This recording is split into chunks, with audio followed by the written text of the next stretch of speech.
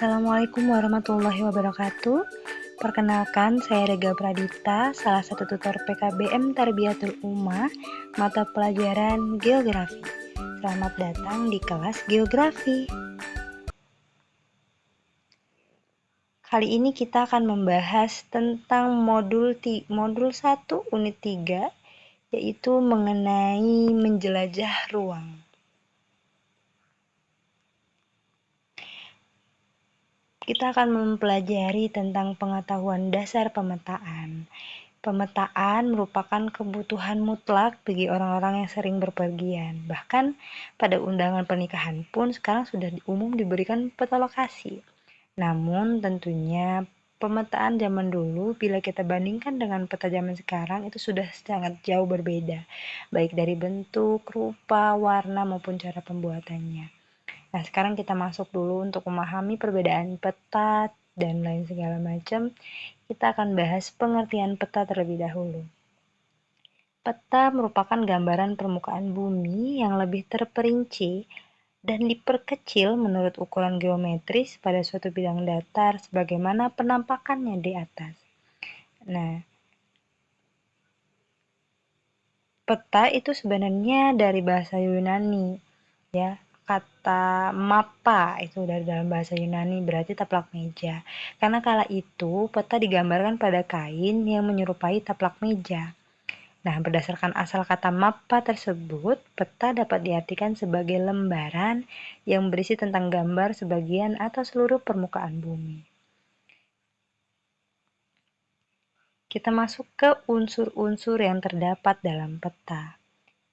Yang pertama ada judul peta. Judul peta itu terletak di bagian atas, biasanya menyebutkan jenis peta, lokasi wilayah yang dipetakan, serta keadaan yang digambarkan dalam peta tersebut. Kemudian ada skala peta yang merupakan angka yang menunjukkan perbandingan jarak dalam peta jika dibandingkan dengan jarak sesungguhnya. Tanda arah mata angin biasanya digambarkan menyerupai panah yang ujungnya diberi lambang arah U, T, S, dan B sebagai petunjuk arah utara, timur, selatan, dan barat. Tata warna, penggunaan warna pada peta bertujuan untuk memperjelas atau mempertegas objek-objek yang ingin ditampilkan berdasarkan ketinggian tempat. Misal, warna biru tua mewakili laut dalam, biru muda untuk laut dangkal, hijau menggambarkan daerah dataran rendah, dan lain halnya. Kita masuk ke simbol peta. Simbol peta itu merupakan tanda-tanda konvensional yang dipakai untuk mewakili keadaan yang sesungguhnya ke dalam peta. Misal seperti danau disimbolkan bentukannya gunung, segitiga hitam, dan segala macam. Kemudian lettering itu adalah semua tulisan untuk lebih mempertegas arti dari simbol-simbol yang ada dan menyebutkan sesuatu. Misalnya tulisan nama kota, nama sungai, nama gunung, dan sebagainya. Garis astronomis. Nah, garis astronomis itu berupa garis bujur dan garis lintang, berguna untuk menentukan lokasi atau letak astronomis dari suatu tempat.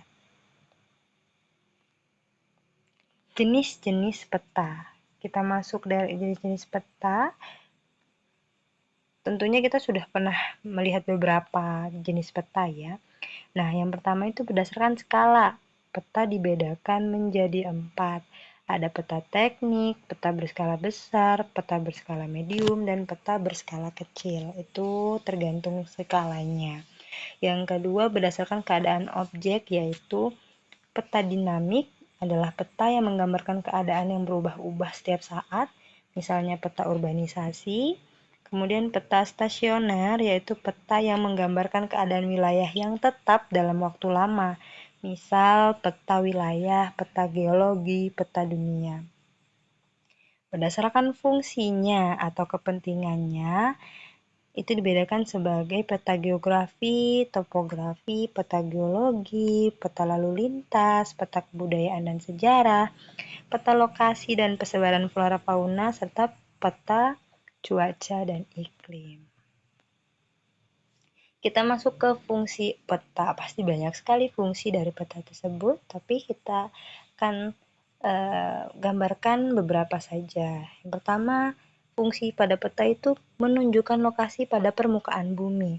Yang kedua, menggambarkan luas dan bentuk berbagai gejala di muka bumi, menentukan arah serta jarak suatu tempat, menunjukkan ketinggian atau kemiringan suatu tempat, menyajikan persebaran sifat-sifat alami dan non-alami.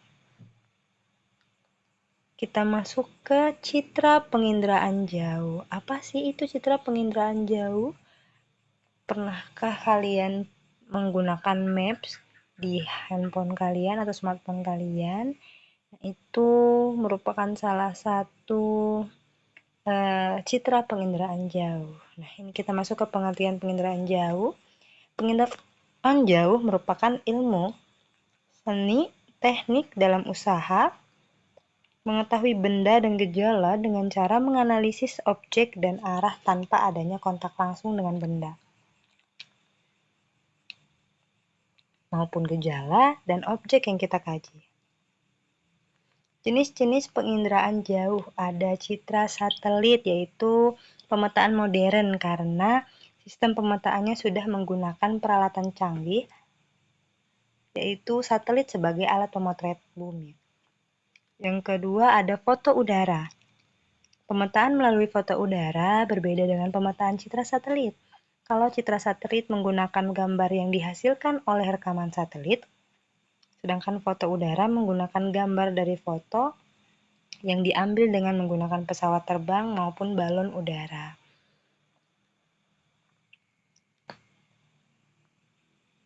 Interpretasi citra penginderaan jauh ada 8 karakteristik dalam interpretasi citra, yaitu dari ronan wajahnya, kemudian dari tekstur, dari bentuk, ukuran, pola, situs, bayangan, dan asosiasi.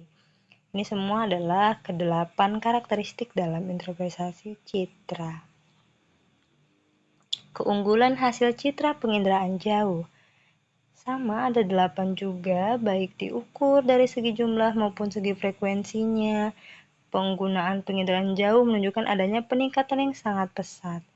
Salah satunya yaitu citra atau hasil rekamannya menggambarkan objek yang wujud dan letaknya mirip dengan sebenarnya, relatif lengkap, meliputi daerah yang luas serta permanen.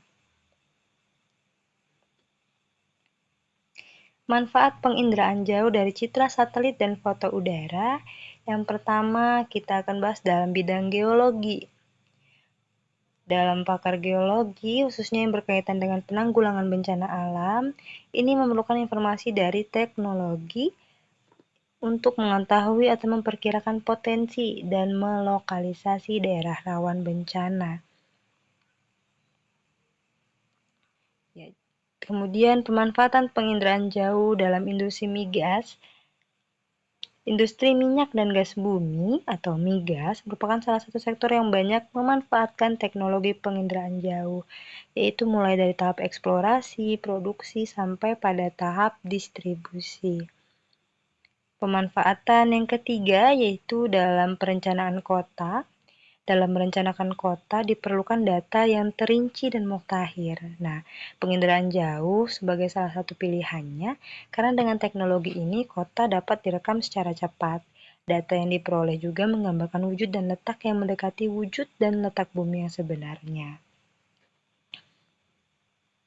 Yang keempat, pemanfaatan dalam pengelolaan hutan.